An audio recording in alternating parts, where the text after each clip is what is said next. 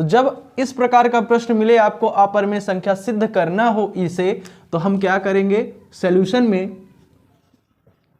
पहले तो जो सेम कॉन्सेप्ट अभी पीछे का करते आए थे हम लोग कर लेंगे। माना इसको मान लेंगे पहले इसका जस्ट अपोजिट, माना 3 + 2√5 एक परिमेय संख्या है।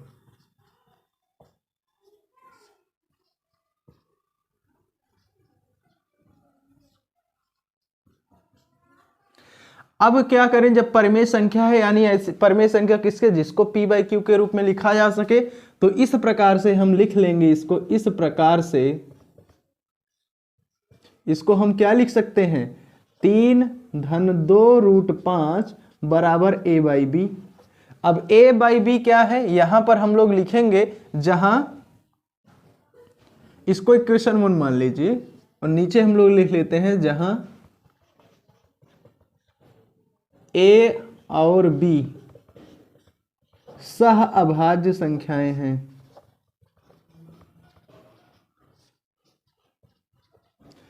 सहअभाज्य संख्याएं हैं।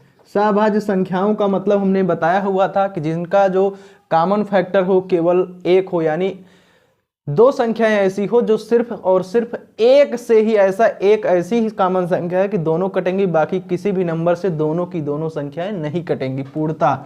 और जहां पर और यहां पे हम लोग क्या करेंगे, b is not equal to 0। तो अब इस प्रकार से आइए अब हम लोग चलते हैं समीकरण 1 से। ये हमारा समीकरण 1 है। अब इसी को लेकर के चलेंगे, तो अब लिखेंगे समीकरण 1 से।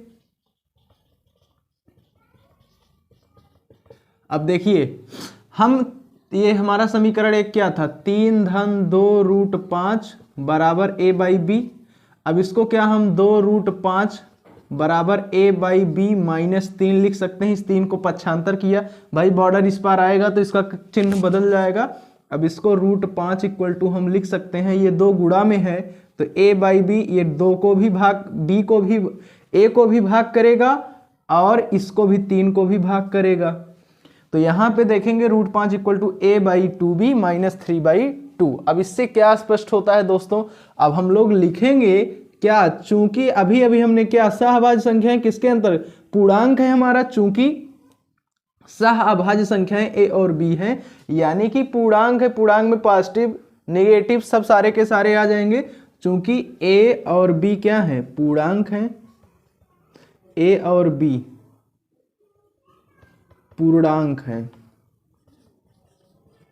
और जब पूर्णांक किसके अंतर्गत, जब आप देखेंगे परिमेय अपरिमेय संख्या वाला, तो उसमें देखेंगे परिमेय संख्या के अंतर्गत ही पूर्णांक हमारा आता है, रेशनल नंबर के ही। तो देखिए a और b पूर्णांक हैं, और जब पूर्णांक हैं अतः तो अभी जो बताया ये जो हमारा है ये a/2b और -3/2 ये क्या हो जाएंगे, परिमेय संख्याएं होंगी, परिमेय संख्या होगी,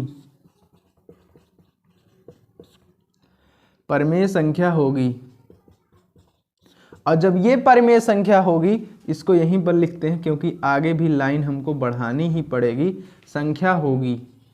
तो अब जब ये परिमेय संख्या होगी तो भैया इसके बराबर है, ये वाला दोनों के √5 बराबर है a/2b -3/2 के। तो इस प्रकार से हम ये भी तो कह सकते हैं, अतः √5 भी एक परिमेय संख्या होगी। बराबर है तभी तो बराबर में लिखा गया है, संख्या होगी।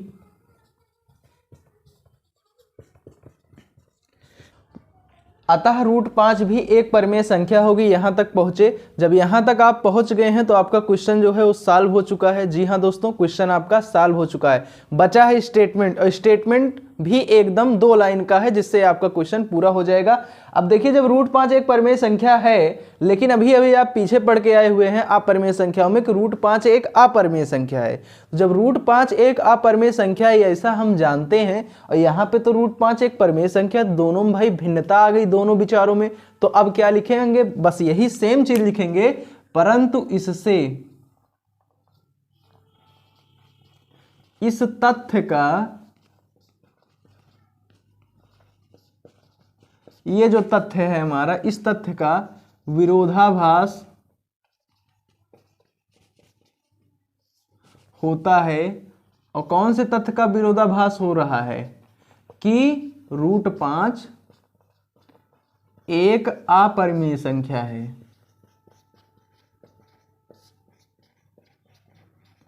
और ये अब विरोध हो गया है क्योंकि √5 क्या है, एक हमारी अपरिमेय संख्या, ये हम सभी लोग जानते हैं, लेकिन हमने यहाँ पे देखा कि √5 भी एक परिमेय संख्या हो गई है। तो अब आगे की लाइन लिखेंगे, और यह विरोधाभास, अब ये विरोधाभास हुआ क्यों, और यह विरोधाभास हमारी गलत कल्पना, और गलत कल्पना हमारी क्या है, गलत कल्पना दोस्तों ये है कि हमने यहाँ पर इसको 3 + 2 √5 को एक परिमेय संख्या मान ली है, जबकि ये है अपरिमेय संख्या। और यह विरोधाभास हमारी गलत कल्पना के कारण उत्पन्न हुआ है।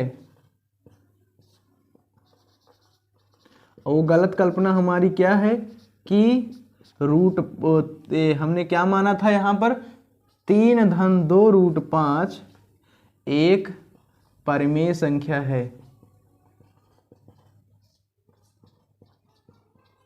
और जब ये हमारी भैया गलत हो गई, ये कल्पना ही गलत हो गई, तो मतलब क्या था, इसका अपोजिट होगा, 3-2 √5 एक अपरिमेय संख्या होगी। इस प्रकार से हम लिखेंगे, अतः 3-2 √5 एक अपरिमेय संख्या होगी। ये देखिए दोस्तों, हमने प्रूफ कर लिया है कि 3-2 √5 हमारी क्या है, एक अपरिमेय संख्या है। इस प्रकार से आप प्रूफ करेंगे।